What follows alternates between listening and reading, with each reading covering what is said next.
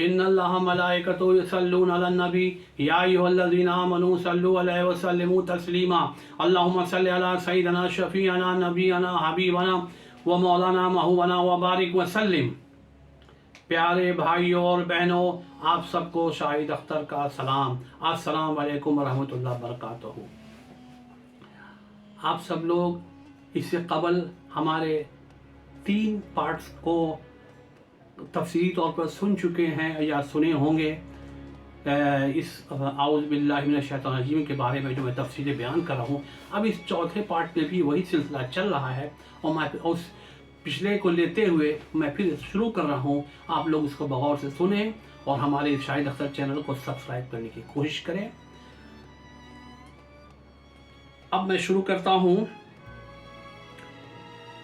नूर मोहम्मदी के बारे में मैं पहले बयान कर चुका हूँ कि नूर मोहम्मदी के बारे में जो सारी चीज़ें हैं, अल्लाह ने हज़रत आदम अलैहिस्सलाम से बातें की और उनको समझाया।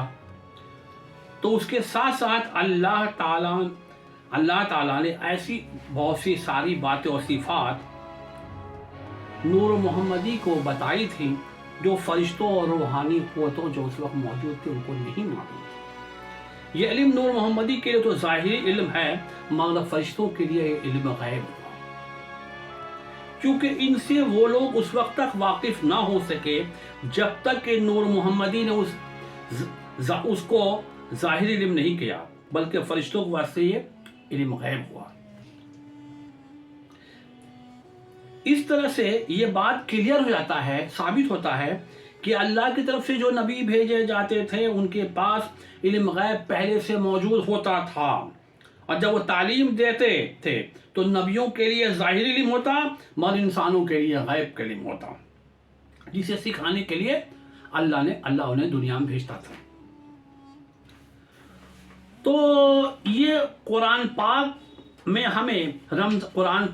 हमें रमज़ान मुबारक के आखिरी अशर लैलतुल क़द्र के बारे में बताता है कि बेशक अल्लाह ने भेजा नीचे कुरान मजीद को बीच रात कदर के, और तुम्हें क्या मालूम शब कदर क्या है? शब कदर 1000 महीनों से बेहतर है। उस रात फरिश्ते और रूहें उतरती हैं अल्लाह के हुक्म से उसके सब अहकाम को लेकर।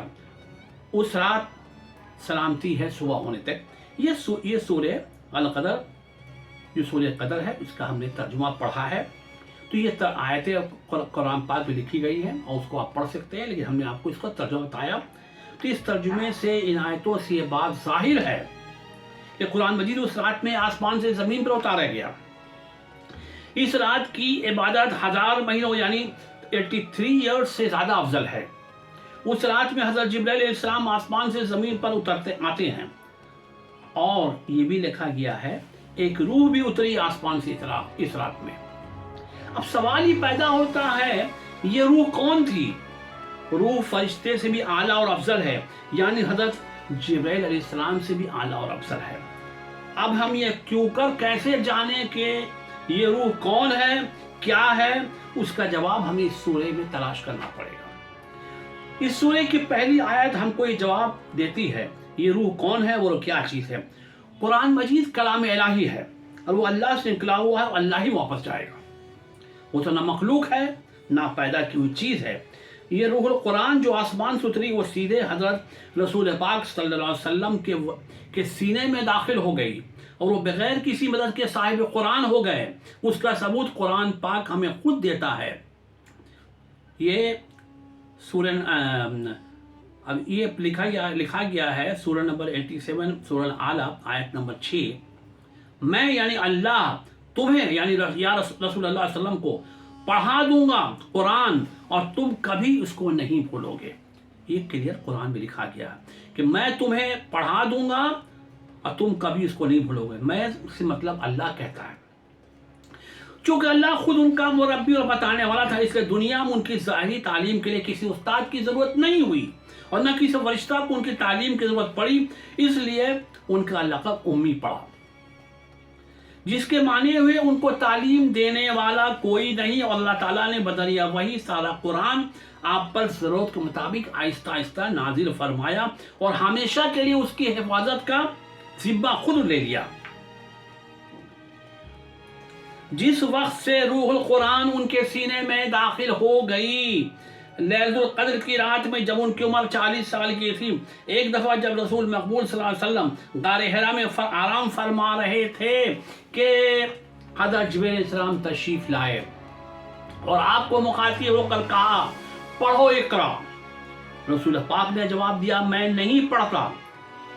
اس کے دو معنی ہوئے، ایک یہ میں امی ہوں اور مجھے پڑھنا لکھنا صحیح طور پر نہیں سکھایا گیا ہے، اور دوسرے یہ کہ تم کون ہوتے ہو جو مجھے پڑھنے کے لیے کہتے ہو، میں تمہاری باتوں کو بھلا کیوں مانوں۔ اسی وقت حضرت جبرائیل علیہ السلام نے آپ کو اپنی سینے سے اتنے زور سے لگایا، رسول پاک فرماتے ہیں مجھے ایسا محسوس ہوا جیسے میرا دم نکل جائے گا۔ پھر جب انہوں نے چھوڑا اور وہی بات دوبارہ کہی، یعنی ایک رات میں نے وہی جواب دیا، انہوں نے پھر مجھے اپنے سینے سے لگایا، اور یہاں تک کہ چوتھی مرتبہ جب انہوں نے اقرا کہا تو میں نے ان سے پوچھا آخر تم مجھ سے کیا پڑھوانا چاہتے ہو؟ جبھی حضرت جبرائیل علیہ السلام نے کہا اقرا بسم ربک الذی خلق، تو رسول پاک صلی اللہ علیہ وسلم نے پوچھا کیا تم چاہتے ہو میں پڑھوں خلق الانسان من علق؟ تو حضرت جبرائیل علیہ السلام نے جواب دیا ہاں ہاں۔ اس کے بعد پھر رسول پاک صلی اللہ علیہ وسلم نے جواب دیا اقرا وربک الاکرم، اقرا وربک الاکرم۔ اور اس کے بعد یعنی جو تمام یہ سورہ اقرا کی پانچوں آیتیں ہیں ون بائی ون، جب حضرت جبرائیل نے ان کو سن کر جواب دیا حقیقت میں آپ کو یہی پڑھانے کے لیے آیا تھا، مگر آپ نے مجھے پہلی آیت کے علاوہ مزید 4 آیتیں پڑھ کر سنا دی۔ یہ 4 آیتیں جو یہ 5 آیتیں جو اس میں ہیں، اس میں 4 آیتیں حضور نے پڑھ کر سنا دی۔ آپ کے اندر جو علم ہے وہ کون سا علم ہے؟ حضرت جبرائیل علیہ السلام نے پوچھا تو رسول پاک صلی اللہ علیہ وسلم نے جواب دیا اے جبرائیل کیا تمہیں یاد نہیں جب میری پیدائش ہوئی تھی تو اپنی شہادت کی انگلی کو اٹھا کر اعلان کیا تھا اشہد ان لا الہ الا اللہ ان محمد رسول اللہ، میں گواہی دیتا ہوں کہ نہیں کوئی معبود سوائے اللہ کے، اور حقیقت میں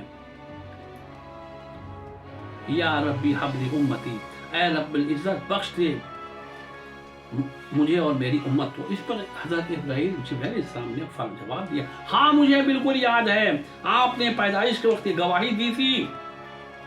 رسول پاک صلی اللہ علیہ وسلم نے فرمایا میں اپنی دنیائی پیدائش کے وقت دن اور رات اللہ کی حمد و ثنا کرتا ہوں، صرف اتنا ہی نہیں بلکہ جب سے نور محمدی بنایا گیا اس وقت سے میں اللہ کی حمد و ثنا کرتا ہوں۔ اللہ نے تمہارے آنے کے وقت روح القرآن کو تمہارے ساتھ اتارا اور اس کو میرے اندر ڈال دیا۔ اس واقعہ سے یہ بات کلیئر ظاہر ہو جاتا ہے کہ نبیوں کو غیب کی باتوں کا علم ہوتا ہے، اس کے لیے اللہ ان لوگوں کو دنیا میں بھیجتا ہے انسانوں کو ان باتوں کی تعلیم دینے کے لیے جس کا علم انسانوں کے پاس نہیں ہے۔ یہی وجہ ہے کہ نبیوں کا ترجمہ اکثر جگہ غیب کا علم جاننے والا کہا گیا ہے، وہ علم جو انسانوں کو نہیں معلوم، لیکن یہ عربی الفاظ ہے جس کے معنی آئندہ کی خبر دینے والے، یعنی پیغمبر جو اللہ تعالیٰ کی طرف سے بندوں کو ہدایت کے لیے آیا گیا ہے۔ اگرچہ حضرت جبرائیل علیہ السلام قرآن پاک کی پہلی 5 آیتوں کا اعلان کرنے کے لیے آئے تھے، لیکن ابھی وہ پہلی آیت سنائے تھے کہ رسول پاک نے باقی 4 آیتوں کو اپنے علم غیب کی بنا پر ان کے بولنے سے پہلے سنا دیا، جو کہ اللہ پاک نے انہیں اپنی رحیمی اور کریمی سے بخشا تھا۔ اس کی دلیل قرآن خود دیتا ہے۔ تو اب میں اس چیپٹر کو یہیں پر میں کنکلوڈ کرتا ہوں اور آئندہ اس کے بارے میں تفصیل سے اگلے پارٹس میں بیان کروں گا۔ اب آپ شاہد اختر کو اجازت دیجیے، اللہ حافظ۔